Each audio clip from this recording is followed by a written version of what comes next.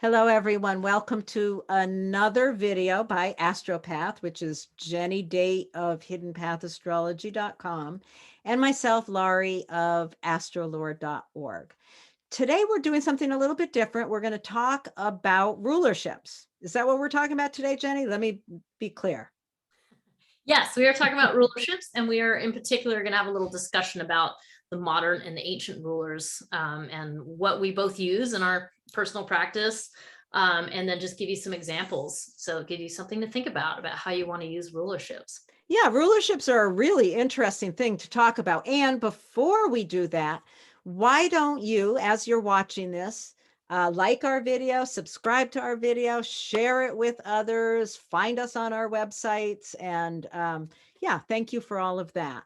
And now, after that, let's get back to rulerships. Rulerships are really an interesting thing. Having studied astrology and been involved with astrology for more years than most of you watching have probably been alive, watching how it has changed in the astrological community over the years. Because when I was first studying astrology, nobody talked about traditional rulerships. It was all the modern rulerships. And we'll get into the difference here in a minute. Mm-hmm. Yeah. Yeah. I mean, rulerships are awesome.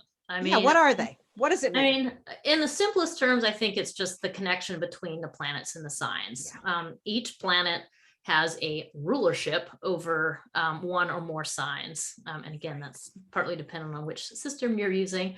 Yes. But that is essentially what it does. And it kind of gives you this whole new set of connections to work within a chart. It shows you these layers.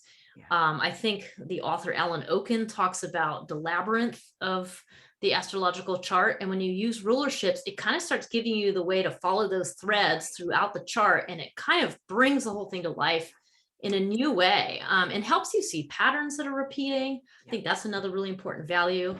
Yeah. To add. Yeah. Well, it's really interesting, having taught a lot of students, I feel like when we get to the lesson of rulership, it's such a spark. And I remember when I got it, when I really got the importance and the usefulness of using rulerships. And just like you said, it gives you the threads that link the pieces together. It shows you the patterns.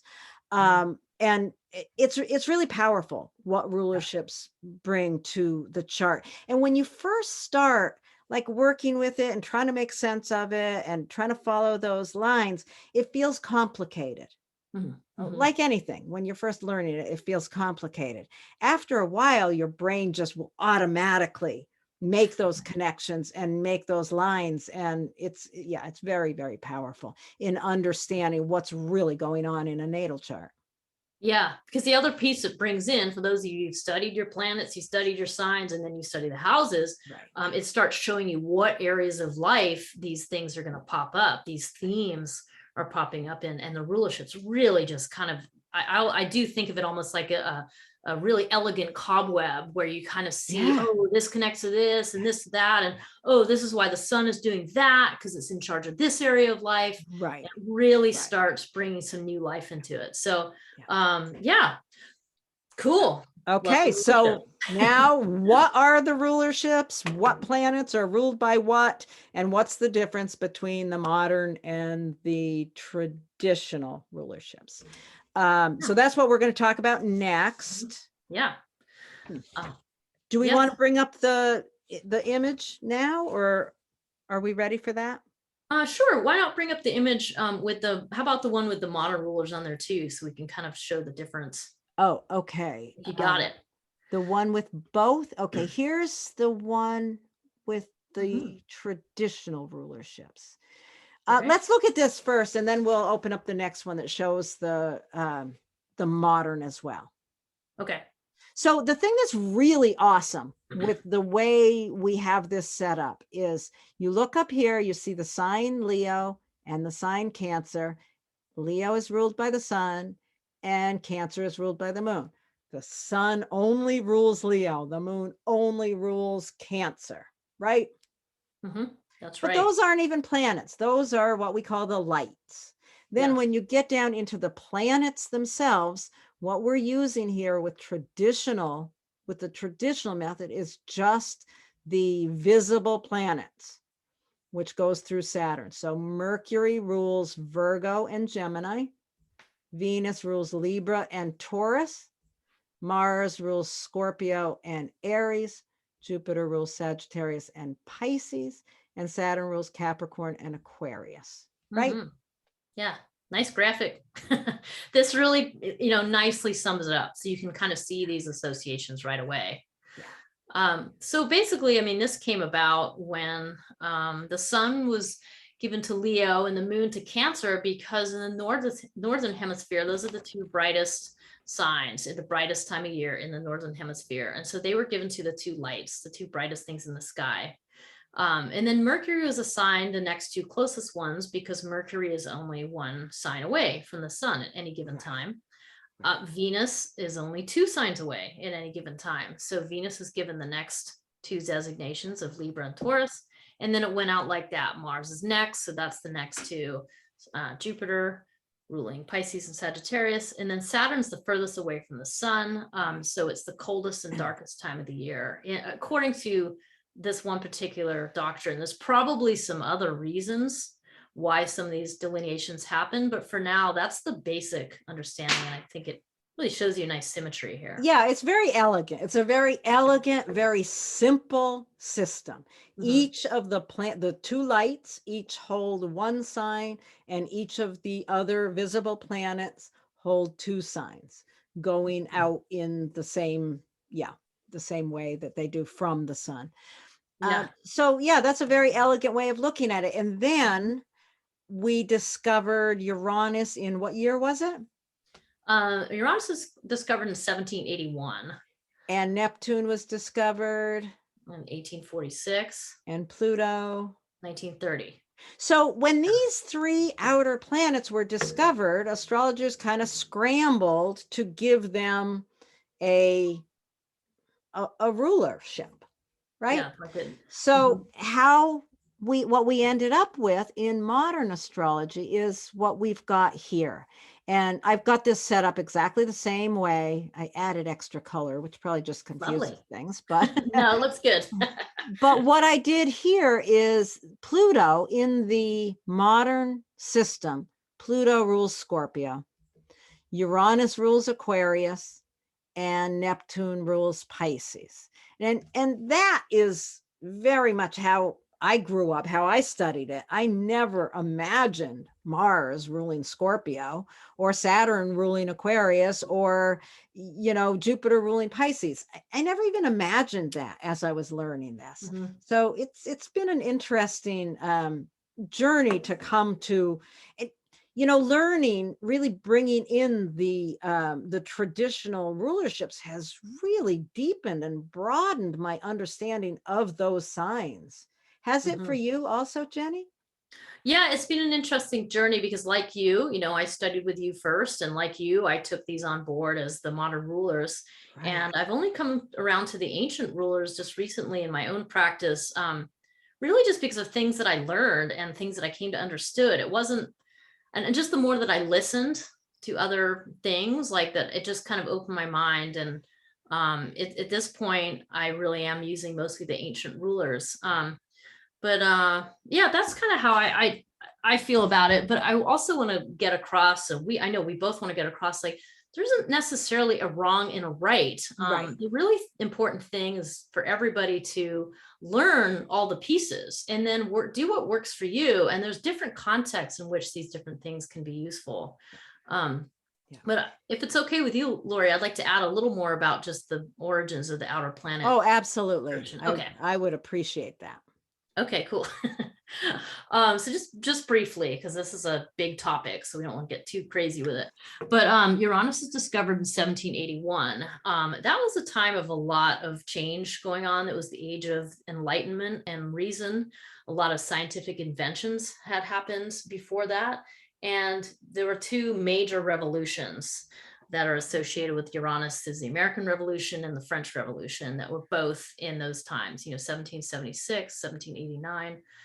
So there's a lot of tumultuousness and change and disruption. And so because Uranus is discovered in this time, it kind of got attributed for some of those things. It was given those archetypes, and those archetypes are already some association with Aquarius as being kind of out of the box and futuristic and innovative. Yeah. So those links were made like that for and kind of my understanding is that the understanding was that we as a people, as humanity, wasn't ready to see these planets until the energies began to be expressed in the culture. Mm-hmm. Yeah.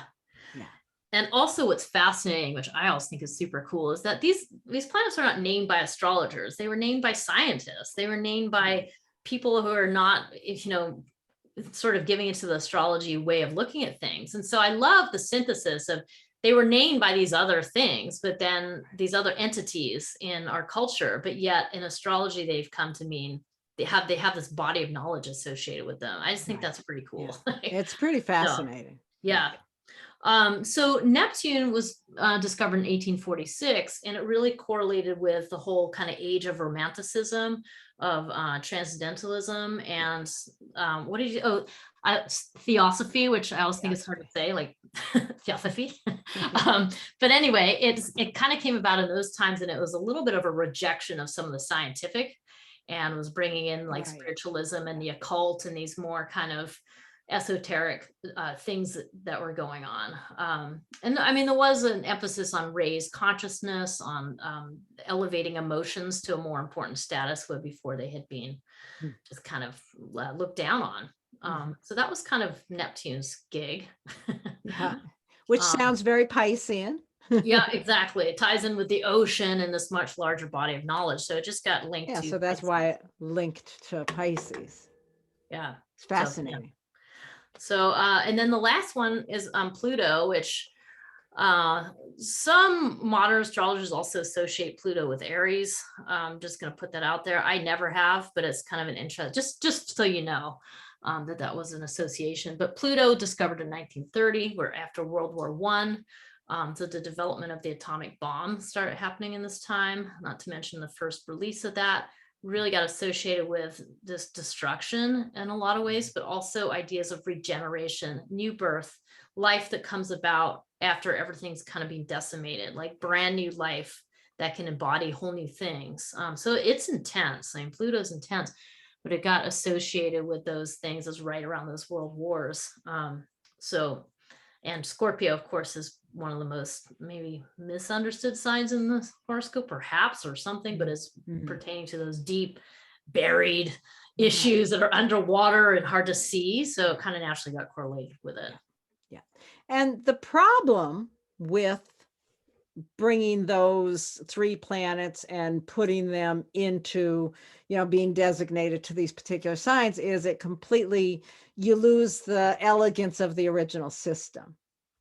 Yeah, it kind of mucks it about, doesn't it? It mucks it up. It really does. It doesn't any longer make sense in a beautiful, symmetrical way. It mucks it up like that. So personally, I use both, but the more and more time goes by, I lean more and more on the traditional, especially, I guess I do. I guess I just do. I still look at the modern rulerships to some extent, and we're going to use some examples where we can look at both. Yeah, and one of the important things that we were talking about is just that these outer planets really represent invisible forces that are larger than the individual life per se. That's not to say an individual life cannot change the course of history. I mean, obviously, we have many, many, many examples of people who do. So their real value is in sort of a cultural commentary or generational commentary. Like the house that they occupy in your chart will often show you where those generational forces are landing in your personal life or impacting you. Yeah. The way they impact your personal planets is super important. It's just that they're a little bit out of the personal realm. And so I kind of like, well, I love using the visible planets as the rulers because they're something that you can kind of grapple with. But when you get to those outer planets, they're just such big concepts that it's tricky to take it on board. So I think that's part of it for me. Yeah, too. those outer planets are very much, to me, they signify the larger forces, the cultural forces. And I really find them extremely important to utilize in aspects to the inner planets. That's, to me, the best use as far as the natal chart goes. Yeah, and that's certainly something I learned from you, Lori, was just how those outer planets impacting personal planets, not only do they show significant developmental tension in the personal life, but they show where the effects of the culture land in that person's life. And that is a powerful understanding, and is very useful in your consultations, right? Like you can have a real conversation with somebody about, oh, you're born in the 50s, so this is the thing, or, it's really, really useful information. Yeah, it brings in those cultural pieces. Like, in 1965, 66, when Uranus and Pluto conjuncted, that was such a important thing. And when I look at a chart of anyone who was on the planet during that time, I immediately look for where that conjunction is, because you can see where that cultural moment in time has impacted the life. Yeah. But that's kind of going off into a lot. Yeah. Well, I think we will make an outer planet episode after this conversation. But for now, do you want to do our examples? Yeah, let's look at our examples. So let's, do you have an idea which one you want to use first? Let's use Prince. Okay, let's go to Prince. And just to remind you all, hold on a second, because I've got to clean this up before I can change. We did a video on Prince, and you're going to want to take a look at that as well. Yeah, and you can find that right on our YouTube page. I also have it on my website. I think you do too, don't you? Yeah, I think I do too. And I'll put a link in the show notes too, so you can go directly to that if you're interested. If you've watched some of our astrobiographies, they're pretty fascinating in helping you really understand how to see a chart. But here we have Prince, and we want to just do this very simply. Just if you're looking at this chart, you see he's got Scorpio rising.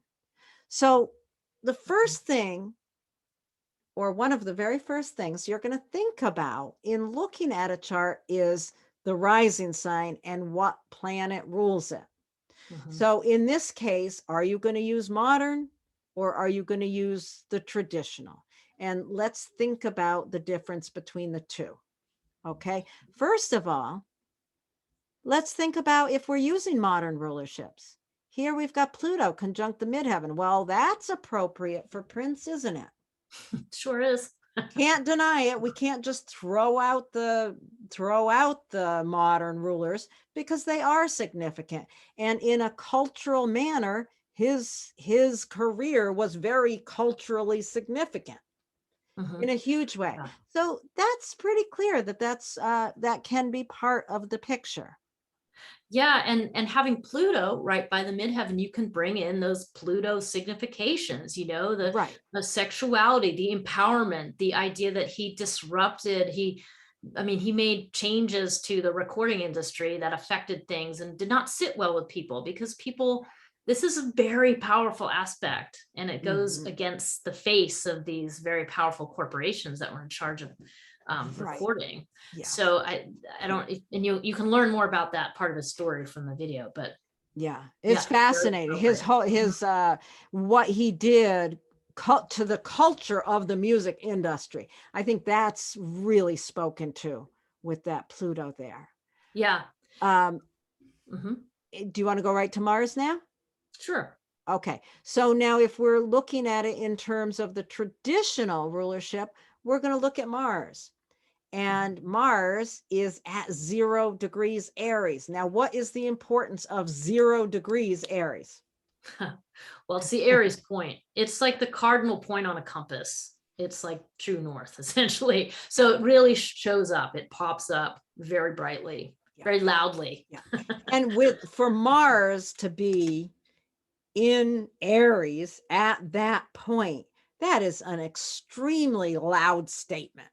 Yeah. Direct, powerful statement. So Mhm. that Mars is taking action. It's going to take no prisoners. It's going to, do what it has to do. When I see Mars in Aries in a chart anyway, I always tend to think this person gets what they want. They just, Yeah. because they're going to get what they want. Um, Yeah. and it's going to be Mhm. very public with it being at that 0 degrees. Yeah, and then you can kind of fold in some of the other Aries significations. This is ignition. This is somebody who knows how to get things Right. started. Right. The other things to think about is the enormous amount of work. I mean, Prince was a very, very hard worker, and he put in so much effort and willpower and drive into his day to day, which is Yeah. represented by the sixth house. Yeah. So the sixth house is his habits, his routines, his how he goes to work. So when you see this very powerful, hot energy in that, this is a person who can make things happen. So Right. we know that too, right? I Yeah. remember it must have been in a documentary or something I saw about him. Someone was saying, you could take any other artist and put them in a room and they'd need other people to That's true. get their work done. But you could take Prince and put him all alone in a recording studio and come back and he'd have a whole album done or whatever. Yeah. His ability to just go in and do it on his own. That's that Aries. I'm going to do it on my own.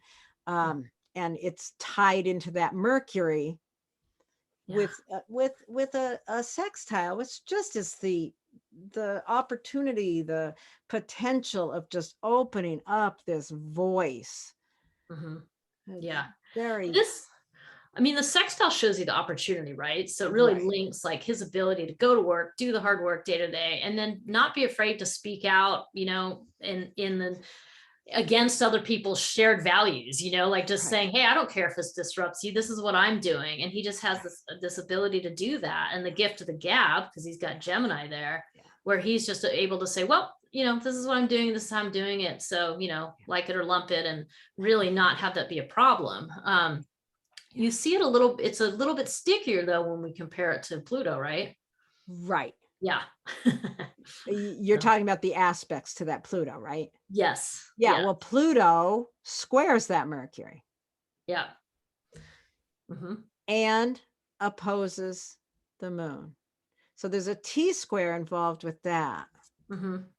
Yeah, so this is more, I think about is this is where he really got into some hot water in how he took on the recording companies later on in his life, where he just said, hey, you all are making too much money off the artists, and that needs to change. And he went to his whole period. There was that time when he wouldn't speak to Oh anybody, yeah. silence, and people really misunderstood him and thought of him as somewhat of a prima donna. Yeah. But really, he was making a statement against how these very powerful media moguls just make so much money off the artists who are doing the work. Yeah. And a lot of times these artists aren't making very much money. I mean, he was doing well, but other artists were not. Right. And so that, I think this kind of shows how he didn't show up in the best view for a while. And this shows the stress in that as well, even though he was doing very well financially for himself, like meanwhile, right? It's so interesting, the artist, that moon in Pisces, the understanding of the suffering of the artist. Mhm. That's interesting. But, basically, I think what this shows as we're talking through this is that both the rulership, the traditional ruler and the modern ruler, have a lot to say here. Yeah, and they're both valid. And it's also, we wanted to kind of bring in a celebrity so you could see the more personal component of that inner planet ruler, and versus this outer planet and this much more esoteric thing. But it really kind of, this is somebody who's had a dramatic impact on the public. Yeah. So you get Yeah, to the both. outer planet, the modern ruler using the planet that speaks to the bigger cultural issues. That really does. It's, his career changed things in the culture, and the culture provided the empowerment of his career. Yeah. So that is so much more a cultural statement. This is the personal statement. When you're Yeah. working with famous people, you're going to see different things than if you're working with your next door neighbor's chart too.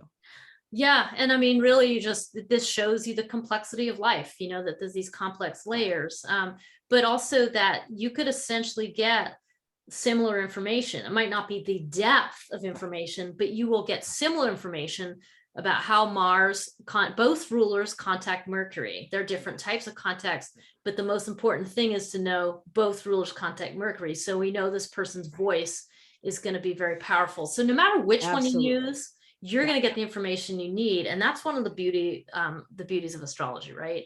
It Absolutely. shows you There are different things. so Yeah. many, and I think that's a really important thing to understand as you're approaching the learning of astrology is there's so many different techniques and perspectives in astrology. And you can get into arguing this one's better than that one or whatever, but they all have a path in. It's sort of like that whole thing of the spider web. There's so many different paths into it.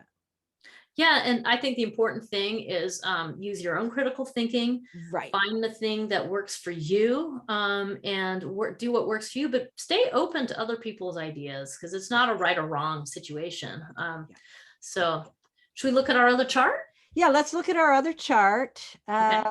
Let's Have see here. another person whose video we've done in the past. Yeah, so Billie another one Holiday. that you can take a look at. So here's Billie Holiday's chart. All right. There we go. And we're going to just keep it really simple and look at the ascendant. So with Billie Holiday, she has Aquarius rising. So for the modern ruler, she's got Uranus right here in the first house. This is a very Uranian personality and a personality that is connected to the culture and the time that she was born in. So on the other hand, you want to look at the traditional ruler that brings in Saturn, which is in her fifth house in Gemini. Using Yeah. her voice in a creative way. Yeah, so just to address the Uranus a little more before we move to that, Absolutely. just that this is a person who's going to somehow disrupt the status quo, like the Yeah. Uranus in the first house. It's a pretty simple statement, and it's very much woven into the fabric of who she is because it's in her most powerful first house. And in a way, it's as simple as that. Right. But if you want to get the bigger story in this picture, And the more personal story. yes, and a greater understanding, taking it to the deeper layers we mentioned before, you look to Saturn because it has a lot more to say, right? Right. It does have a lot more to say. What does it have to say? Let's look at what that Saturn is saying. First of all, it's in that fifth house, which is creativity. It's in Gemini. So it's about a creative voice that has to be worked on. That Saturn is squaring both. Well, let's see, what's it squaring? Mercury and Mars. Okay.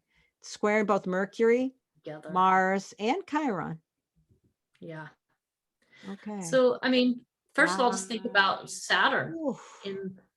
Saturn, in this is actually a night chart. So Saturn in a night chart is possibly more problematic.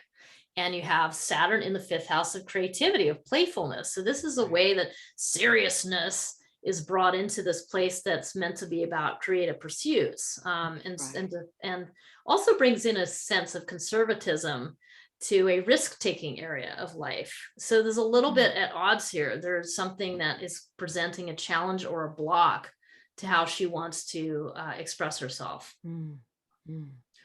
So and that is really blocking so much. I mean, look at all that Pisces in that second house of self-worth, and it's a sad, there's a lot of suffering. That's a tough, that's very, very tough, especially with Chiron in the mix there. Yeah.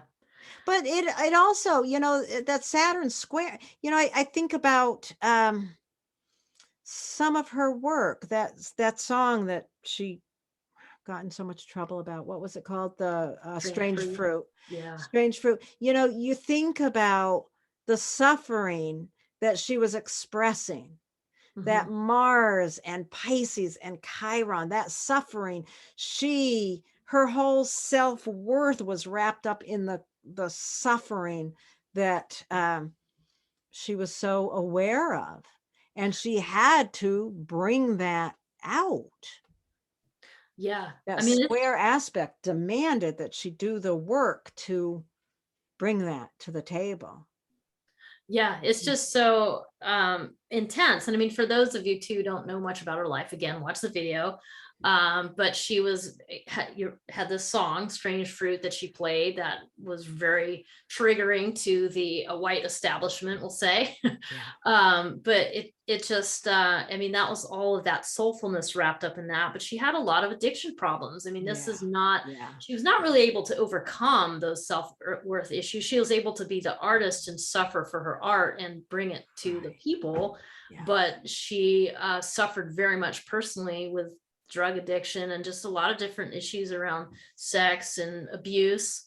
So she has quite a sad story in this. When you understand that Saturn, that's ruling her whole chart, has this square, this really dramatic impact on this very tender Yeah. place that is not just her own suffering, but the suffering Right. of people of color in this country and where that all comes from, and those really deep, dark roots. I mean, it just, you really start to go, oh, here's all these layers of Billie Holiday. Yeah. You know? Yeah. Yeah. It's very intense. So again, we see that both of these planets have something important to say. Mhm.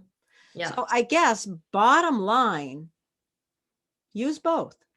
Use both as you're working, and over the course of time, you'll figure out which one is most important for you to be working with in a particular chart. And it may be different chart to chart as well.